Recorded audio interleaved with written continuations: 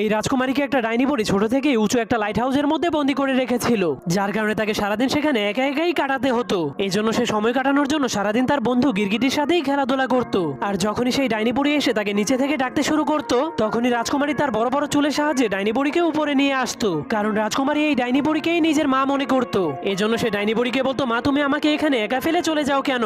আমার এখানে একা থাকতে অনেক ভয় করে। তখন ডাইনি বুড়ি তাকে বলে, আমার সারাদিন অনেক কাজ করতে হয়, এজন্য আমি ঘরে থাকতে পারি না। কিন্তু পরের দিন ডাইনি বুড়ি আবারও রাজকুমারীকে একা ফেলে সেখান থেকে চলে যায়। ঠিক তখনই একটা চোর তার দুই সঙ্গীকে নিয়ে রাজার রাজমহলে চুরি করার জন্য চলে যায়। এরপর সে রশির সাহায্যে ঝুলে ঝুলে চুরি করার জন্য মহলের মধ্যে ঢুকে যায়, কিন্তু চুরি করার পর তাকে রাজার সৈনিকেরা ধরার জন্য আক্রমণ করে দেয়। এজন্য ছেলেটা তাদের হাত থেকে জীবন বাঁচানোর জন্য অনেক কষ্ট করে সেই ডাইনি বুড়ি লাইট হাউসের মধ্যে ঢুকে যায়। কিন্তু তখনই সেই রাজকুমারী তার মাথায় বাড়ি মেরে তাকে অজ্ঞান করে দেয়, যার কারণে ছেলেটা অজ্ঞান হয়ে গেলে রাজকুমারী তাকে চুলের সাহায্যে বেঁধে আলমারির মধ্যে লুকিয়ে দেয়। এরপর তার ব্যাগটাকে চেক করার পর রাজকুমারীর মুকুট খুঁজে পায়। এরপর সে মুকুটটাকে নিজে